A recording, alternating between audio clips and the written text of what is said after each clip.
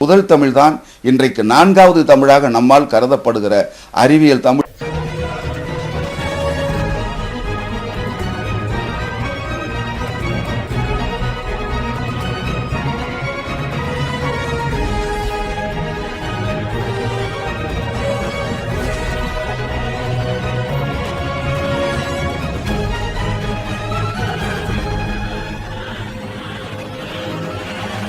ஐயா, மிக சிறப்பாக உங்களுடைய அந்த 25 வருடங்கள் தமிழகத்தினுடைய சிந்தனை நிலையில் உள்ள மாற்றங்களை அழகாக சொன்னீர்கள்.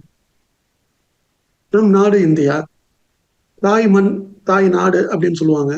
இந்த மண்ணிலேயே நீங்க ஆய்வு செய்த ஒரு அறிஞர்.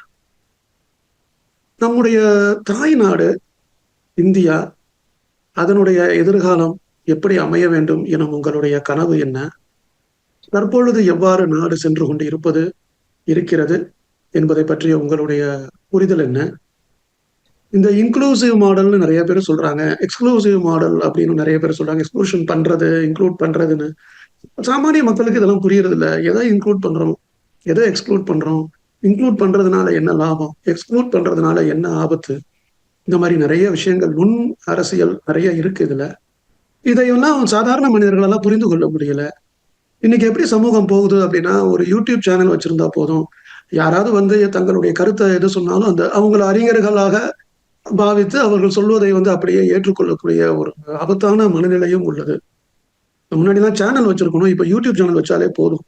அதை வச்சே கூட சோசியல் இன்ஃபுளுசர்ஸ் நிறைய பேர் வந்திருக்காங்க.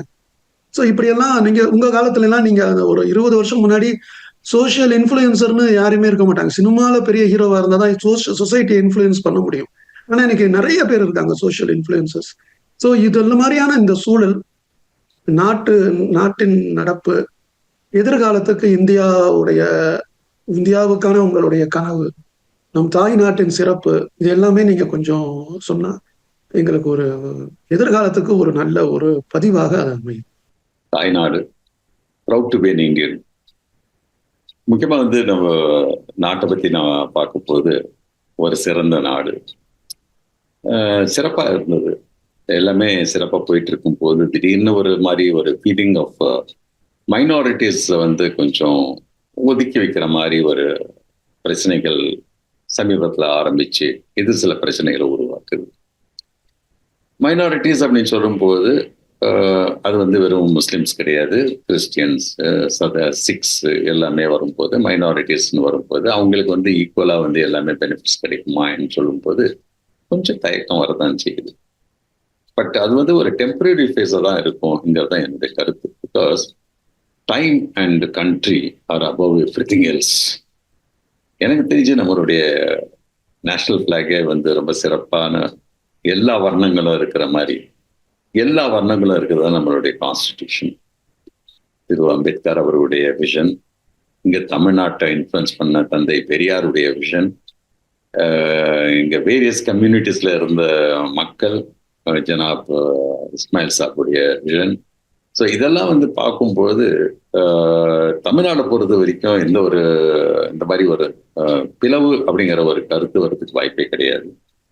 நம்ம நாட்டில் வந்து சில இடங்கள்ல வந்து சில அந்த மாதிரி முயற்சிகள் நடப்பதை வந்து நாங்கள் அடிக்கடி பத்திரிகை மூலியமாகவும் செய்திகள் மூலியமாகவும் தெரிஞ்சுக்கோம். பட் இதெல்லாம் ஒரு பக்கம் இருந்தாலும் இயற்கை அப்படின்னு ஒன்று இருக்கு பாருங்க, அவங்க அது எப்படி வேணாலும் விளையாடும். ஏன்னா இயற்கையில வந்து இன்னைக்கு கிளைமேட் சேஞ்ச்ங்கிற ஒரு கான்செப்ட், அந்த கான்செப்ட் வந்து இந்த பருவநிலை மாற்றம் வந்து மனிதனையே மாற்றுறதுக்கு வாய்ப்பு இருக்கு. பருவநிலை மாற்றம் எங்களை எல்லாம் ஒன்னா சேரதான் வைக்க போகுது. என்னதான் மனிதன் வந்து இன்டர்ஃபியர் பண்ணி அது பண்ணாலும் இயற்கை வந்து அதை விட்டு கொடுக்காது. இயற்கை ஹஸ் ஆல்வேஸ் சப்போர்ட்டட் பல்லுயிர் பயோடைவர்சிட்டி அப்படின்னு வரும்போதுதான் செடி கொடிகளையும் நாங்கள் எடுத்துக்கிட்டோம்னா 2 விதமான செடிகள், தாவரங்கள், C3 C4 அப்படின்னு சொல்லுவோம். அது C3ல தான் நெல், கோதுமை, அரிசியும் கோதுமைன்னு வைங்களேன். C4ல சிறுதானியங்கள் வரும்.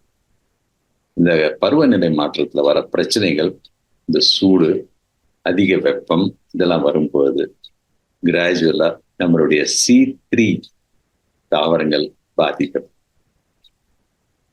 நம்மளுடைய கோதுமை பாதிக்கப்படும், அரிசி ப்ரொடக்ஷன் பாதிக்கப்படும். இதெல்லாம் நடக்கும்போது நமக்குன்னு உணவு திரும்பி யார் இருக்க போகுதுன்னா சிறுதானியங்கள் இருக்க போகுது. எனக்கு ஒரு விஷன் உண்டு. நான் நிறைய இடங்கள்லயும் இந்த கருத்து சொல்லியிருக்கிறேன். அது என் கனவு கூட. ஒரு காலகட்டத்தில் உலகத்துக்கே உணவு நம்ம நாடுதான் கொடுக்க போகுது. அந்த மாதிரி இருக்கிற ஒரு சூழ்நிலையில் தனித்தனியா நாங்க தனிப்பட்ட முறையில் சிறுபான்மையோர், பெரும்பான்மையோர், இன்க்ளூசிவ், எக்ஸ்க்ளூசிவ் எதுவுமே வேலை செய்யாது. காலநிலை மாற்றம் எங்களை திரும்பவும் இந்தியர்களாக மாற்றும்.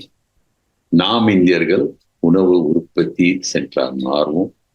இன்னைக்கு விவசாயத்தை பத்தி பேசினா ஜிடிபி என்ன அப்படின்னு கேட்கிற எக்கானமிஸ்ட், பொருளாதாரர்கள் எல்லாமே வருங்காலத்தில் எல்லாமே சிறுதானியம் தான் கொடுக்க போகுது. நாட்டையும் பாதுகாக்க போகுது, மனிதர்களையும் பாதுகாக்க போகுது, பல்லுயிரை பாதுகாக்க போகுது. அந்த மாதிரி ஒரு சூழ்நிலையை உருவாக்குங்கிற ஒரு நம்பிக்கை எனக்கு உண்டு. எப்போதுமே எங்க கொடி எப்போதுமே சிறப்பா பறக்கும். நம்ம நாட்டு கொடி தான் பறக்கும். நானும் அடிக்கடி கொடியே ஒரு எக்ஸாம்பிளா கூட வச்சு நான் மாணவர்களுக்கு சொல்றது உண்டு. உங்கள் உணவு பழக்கங்களை மாற்றிக் கொடுங்கள், நம் தேசிய கொடியை பார்த்துக் கொடுங்கள். நம் தேசிய கொடியின் முதல் வர்ணம் ஆரஞ்சு கலர். அந்த கலருடைய உணவு டெய்லி சேர்க்கணும். அது வெறும் பப்பாளியும் கேரட் மட்டும் கிடையாது. அது பீட்ரூட்டா இருக்கட்டும், வேற மாம்பழமா இருக்கட்டும், ஆரஞ்சா இருக்கட்டும், எல்லாத்தையுமே உண்டு. அந்த மாதிரி ஒரு பொருளை சாப்பிடுங்க. 2வது வெள்ளை, கொஞ்சம் பால் சேர்த்துங்க, கால்சியம் தேவை. 3வது பச்சை நிற காய்கறிகள் ரொம்ப முக்கியம். நடுவில் சக்கரம் ப்ளூ கலர். சிறு வயதுலேருந்து தண்ணிக்கு ப்ளூ கலர் கொடுப்போம். அதனால தண்ணி நிறைய குடிங்க.